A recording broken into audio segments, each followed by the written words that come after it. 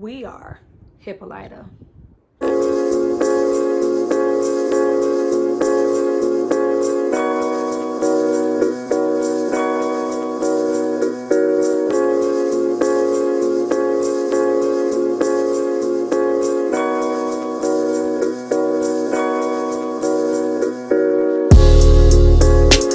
Welcome back to my channel. It's Tyra here with another struggle review. Here to talk to you guys about LoveCraft Country. Episode 7, I Am is an understatement for this episode. There's a lot of themes of I am, I was, for every character, not just Hippolyta. A lot of acceptance going on. This was a very pivotal, needed episode, especially after the last episode. Not that I didn't like the last episode, but it was a little bit adjacent from the rest of the series so far. But before we get into what I loved about this episode and what I did not like about this episode, I'm going to give you guys a moment to subscribe. So you guys go ahead and do that. And then we're going to come back.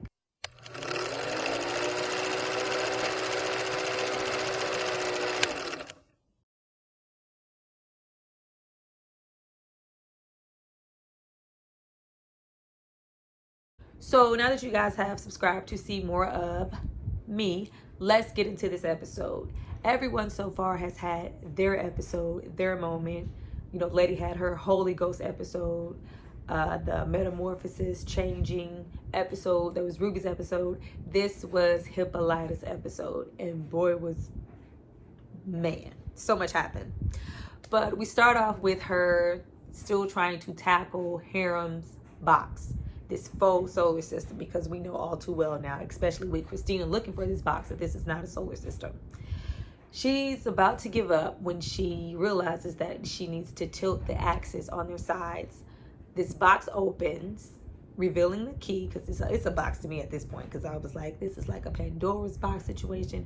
What are you opening? Because if Christina is looking for it, there was no telling where this box could possibly take you. I thought it was going to take her right then, but no. It reveals a key and coordinates. Hippolyta's overjoyed, and we get a flashback of her looking for George. She's looking for clues. She's went all the way back to Arden, where everything is just practically cinders. The only thing left that lets her know that George was there is a piece of comic strip from the guide trips that Diana, her daughter makes. But and that comes into play at the end, but okay. We cut to Ruby. Ruby is still sleeping with the enemy, for a better word. Ruby is still with William Christina, or just Christina at this point, now that we know that they're one and the same, and we actually get to see how she's doing it. Despite what I thought, William was actually a full-fledged person, just like the sharecropper, slavery-looking woman that Ruby got to turn into. These people are still here. She's still finding a way to siphon their blood, to create these potions to turn herself into William, and for Ruby to turn herself into a white woman. Is Ruby scared? Is Ruby ready to run for her life? Run for the hills. Oh my God. Nope. Ruby is still there. Still very much, oh my God, how could you? You didn't leave. Still intrigued. Oh, you slept with me? How dare you? I want to know everything. Ruby, I was okay. I'm trying with Ruby. But once Christina opened her mouth after all of the, there's these chambers and it's the only men's club. My dad didn't teach me this. Everything about William was true. Everything I said when I was William was true. But William was only, the tip for me. I learned that I could do so much more. I'm with you. Soon as Christina would have said this involves your family, you should have been out the door ready to blab to your sister, to Atticus. We cut there. We don't know what all Christina shared, but she shared something. from what we saw, it was enough for me to feel like Ruby needed to walk her ass. But she didn't. Now we get back to Letty. Letty is having a nightmare. The same nightmare dream-esque sequence that Tick had when he imagined his grandmother running, trying to escape. Of course, she's holding something. But in Letty's dream, she's burning the same. This grandma is watching her burn as she did with Tick. But Letty is pregnant. Letty wakes up and like, whew. Don't you just love when people act shocked at the possibility, and this is from a mother of two, at the possibility of pregnancy when you guys are like humping like rat. Every time he throws a bat wrong, y'all consoling each other and humping. But okay, not me. I could be pregnant? No. But she wakes up and they discover that they've been having the same dream, and you know, he's kind of making some type of references into finally encrypting that language. He neglects to share anything about Jen and Korea and anything in the past, and she knew things before. No, we're just gonna leave that out. But I encrypted it. I see what it means. And he also doesn't share that he could possibly die, because when he, last it said die in episode 5. They figure out that they're having the same dream and they share everything, but she's reluctant and doesn't share. In the dream, I was pregnant. Hey, I could be pregnant. No, we don't say that. But they figure out that the grandmother is most likely holding the book of names. We don't need those pages if we have, Christina can have those pages. We're trying to get this book. If we have this book, we are in control. We're on a mission to find this book. We don't know anything about our mom. I've never seen, it's like she was there, but she wasn't. I'm like, how could she have never shared anything about herself with her children, with her child? But, we go to Montrose. Montrose is the only one, with Uncle George being gone, who I feel like knew a lot more than he was putting on. Will we ever get to know that? Who knows? But with this episode, we really don't know. But we go to Montrose. Montrose, the keeper of all information. Montrose is busy. Montrose is still with Sammy. Sammy has slept over for what looks like the first time ever, cooking breakfast. We see that Montrose is happy that he's there, but this is his first moment of just being out and open after that acceptance, and the glitter and the dancing and that beautiful Moses song that was playing in the background, and he had a moment. But now that moment is over. The ball is over. We've woken up. Sammy's here in real life, cooking in my kitchen. I'm glad you're here, but I'm scared at the same time.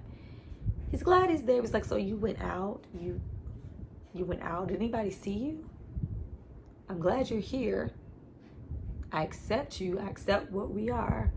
But I'm just not ready for everybody else to know about it. Not even my neighbor. So if we weren't ready for our neighbor to know, we definitely weren't ready for Atticus to know.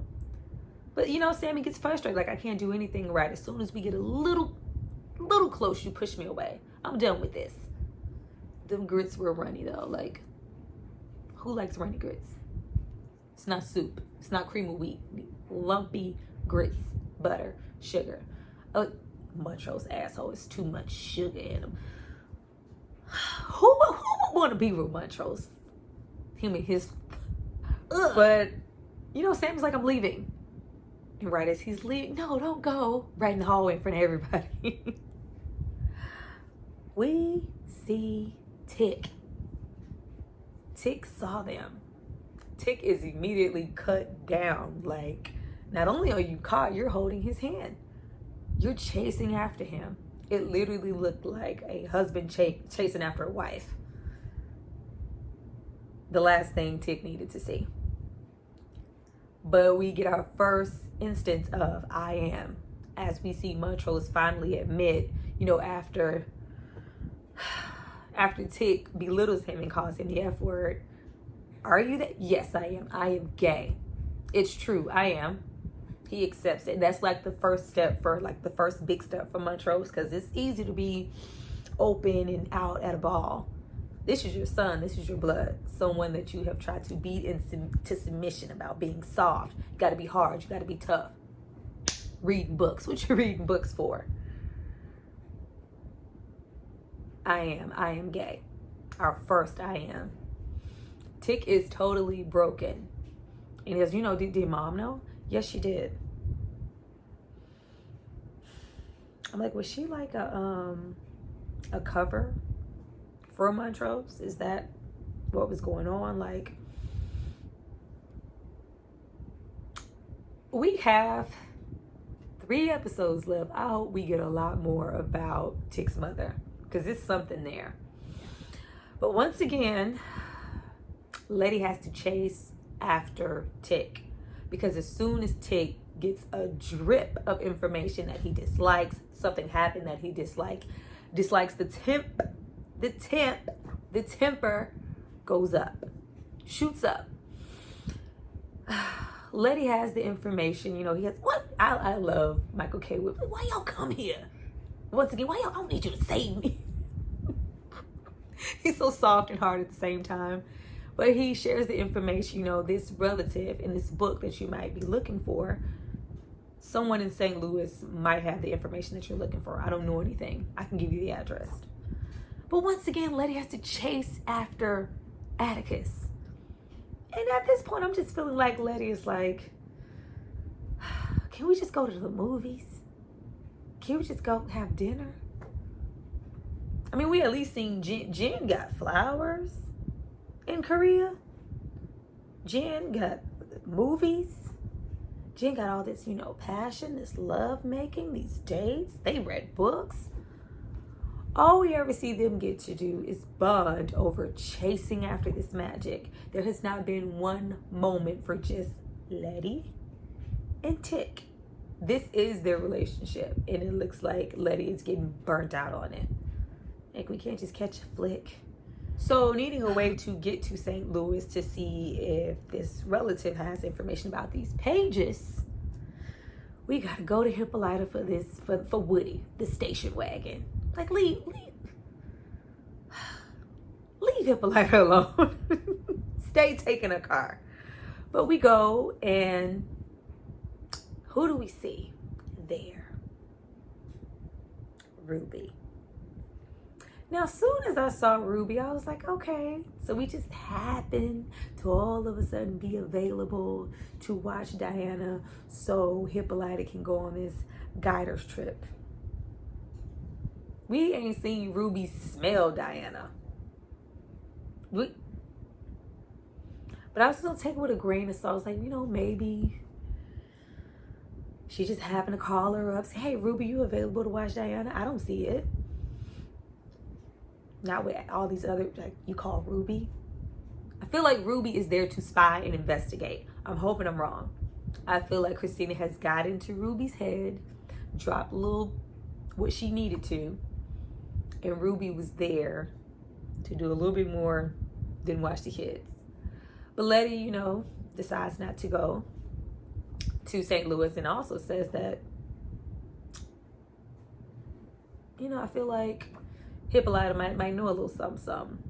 If it wasn't obvious the way she sped off in Woody, she's not crazy. She's never been that passive at Atticus up until Uncle George died, and it was like, you're lying to me. But Atticus is off. Letty stays to apologize to Ruby with her shades on, with her cool ass. It's like, girl, take them shades off. I'm trying to apologize to you. But we have another instance of I am, with Letty finally accepting that I am like my mom. I do share some of those characteristics of being selfish that I was trying to run away from. And we also get Letty trying to investigate, you know, where you been living, where you been? You know, around.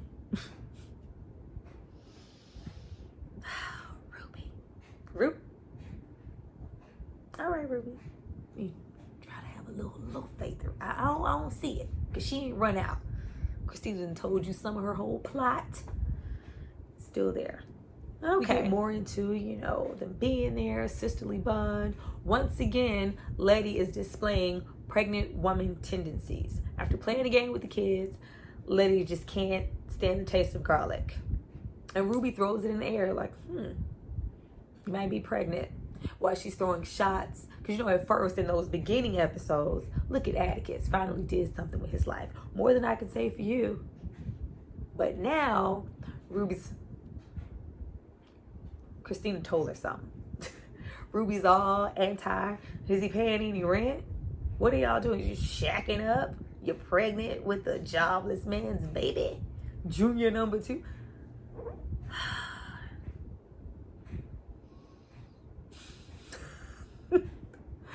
But Letty goes to get some air, and there's the harem just right there, lit up and all. I'm like, really, Hippolyta?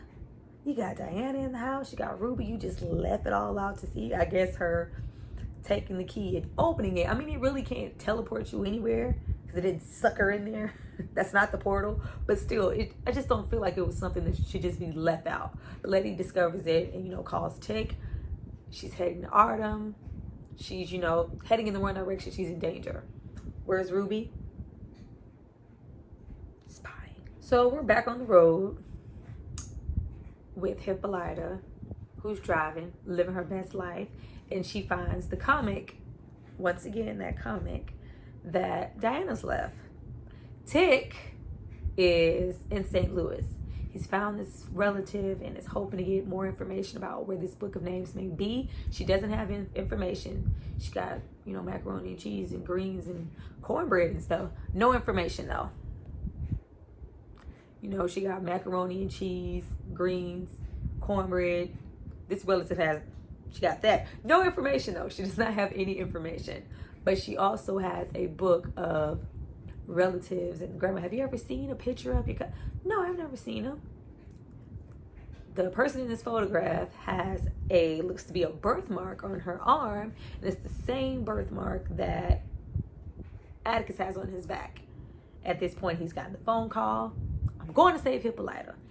Hippolyta has made her way using all these coordinates, has found the portal to put this key in to unlock the portal to transcend through time.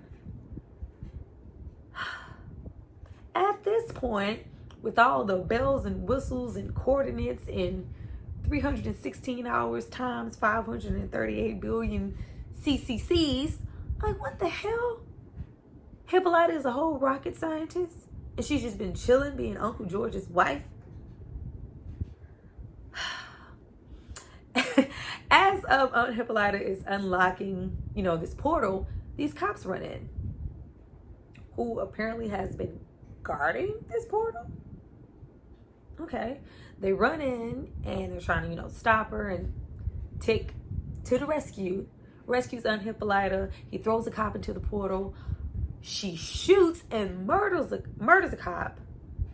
At this point in her stage, completely out of the character of Hippolyta, and is sucked into the portal with Tick. And this is where the episode starts. This is where the episode starts. Hippolyta is thrown into a planet, and we see these like giant robots approaching her. It looks like she's in the future now. We are no longer in the 1950s. And she's placed into this chamber, and this black robot woman afro kind of locks her in there and leaves her to her devices. And we get more numbers, more coordinates, more theorems. Hippolyta is brilliant, and you've just been sitting on it.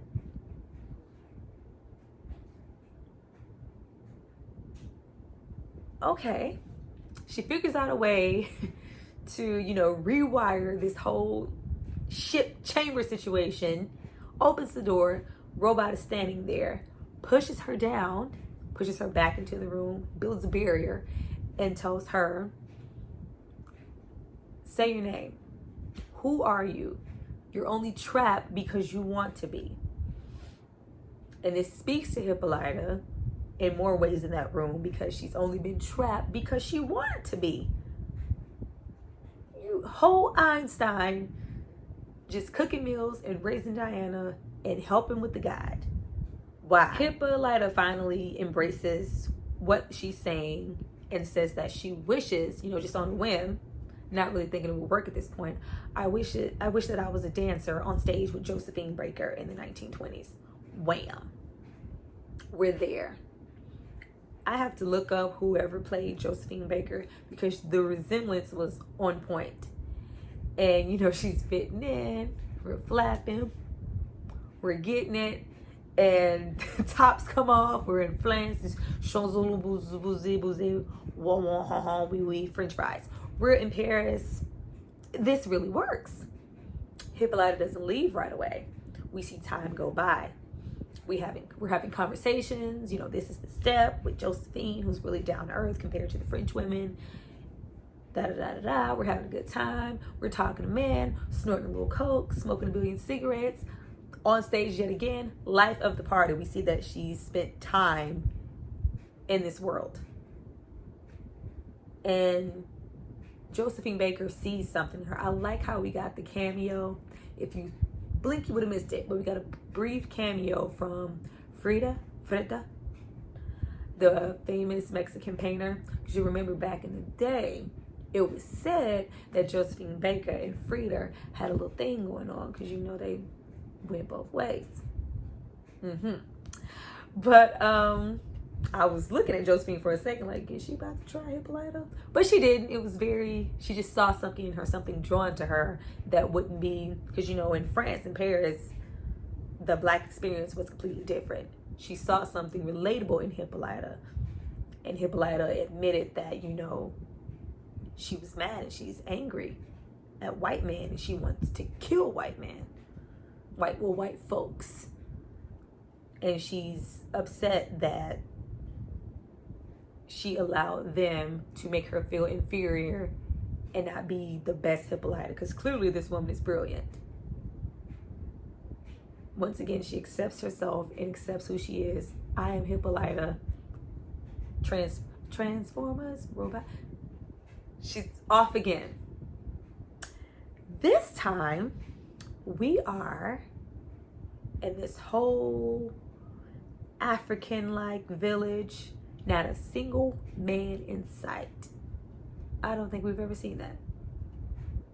No one was holding a baby. Nobody was barefoot and pregnant. Nobody was cooking, fetching, getting things prepared while the man went out to hunt. No, this was a full, realized African village full of women warriors training. And we see this leader, this commander, reiterating to Hippolyta, get up. You have to fight. You have to be strong. You have to be all these things. Do not allow anyone to make you feel inferior, to shrink you, to, make you feel small. You have to be strong. But once again, we see time lapses of Hippolyta. She keeps getting knocked down by this female warrior, and she keeps getting up. She keeps trying until she takes command and knocks her down. And from the looks of it, takes her rank and receives this, this helmet with the feathers, the commander leader helmet from this, what looks to be an African queen. And then we cut to a war. We cut to this war. They're completely outnumbered. It's all white men. These few warrior women dressed to go. And we get slicing guts and blood. And she got to kill white men. What she says she wants to do with Josephine Baker. After they, kill the first charge, because they're completely outnumbered, there's a whole nother section of men back there.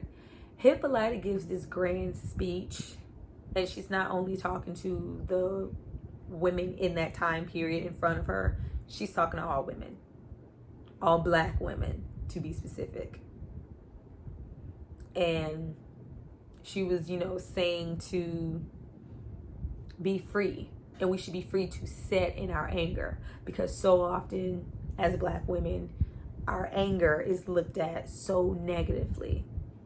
and it's never discussed why the anger is there. How can we resolve it? What needs to be changed? Oh no, she's a black woman and she's angry. Rah, rah, rah. Oh, that's wrong. You can't be that. You be quiet. You be feminine. You be soft, not angry. That's a no-no. Nope. Hippolytus, be you, be free, be angry, use it, revel in it, and charge. Take control. We take off the helmet, revealing ourselves again. I am Hippolyta. But not only am I Hippolyta, I'm George's wife. We jump yet again. And we get to see we get to see Uncle George, y'all. We get to see Uncle George yet again. This is when we kind of, because I've been messed with everything so far. I do not like the way that Tick has been treating Letty. Not liking that. Here, once again, because I was with Hippolyta, kind of got into territory that I didn't like so much. She's, telling him about her journey and everything that's happened and the time jumping and the magic and, they're deciding, if this is real, it feels real. I'm loving you, I'm hearing now.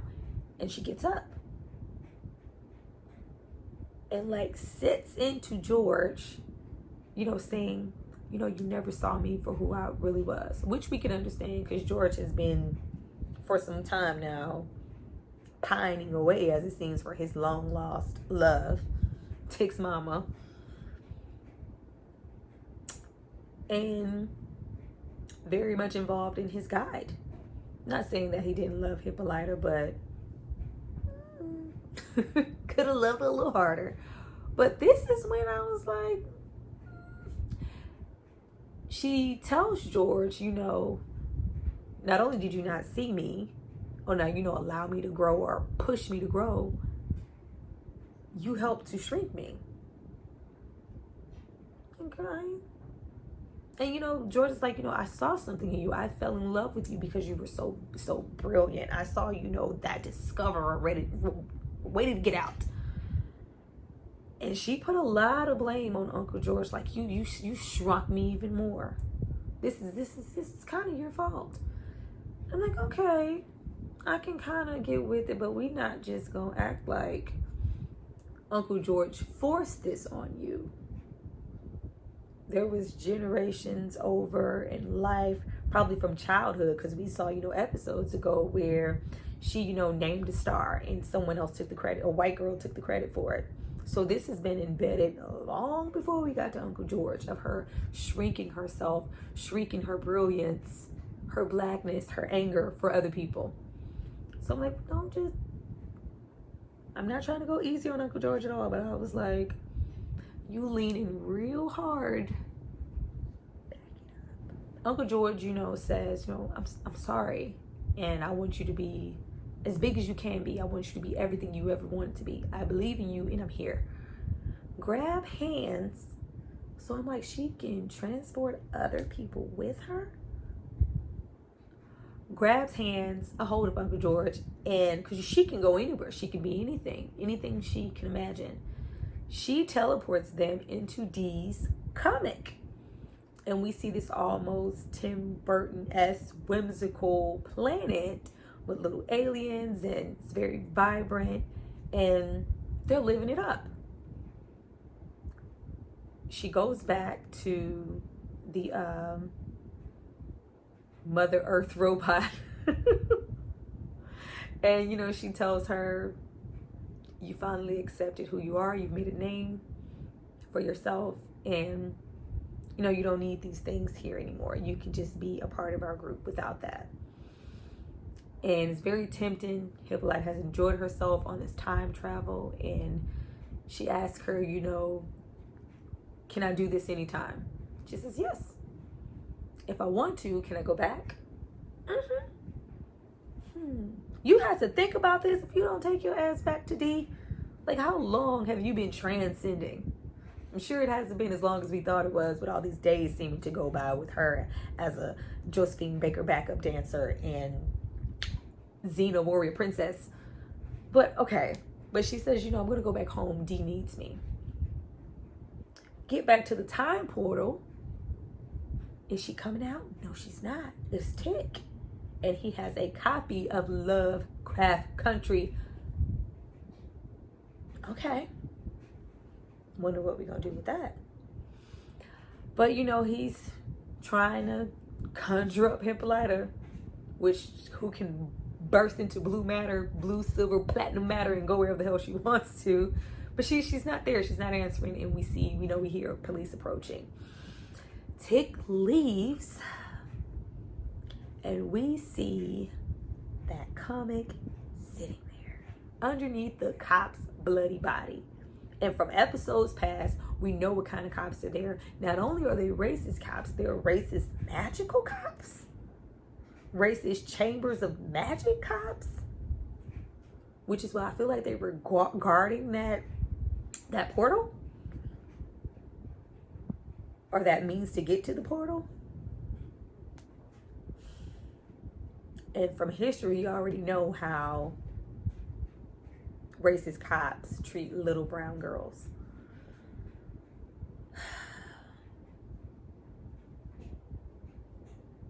Y'all better leave D. Freeman alone. But I look forward to that episode. That was, my review on LoveCraft Country, episode 7. I am Hippolyta. I am woman, hear me. That was, my review. I hope you guys enjoyed it. I see you guys for my next review. Drop a comment. Did I miss something? Hope I didn't miss nothing. I'm tired, y'all. Did I miss something? Tick mistreated Letty. Montrose, I am gay. Think I got everything. I see you guys next time. Bye.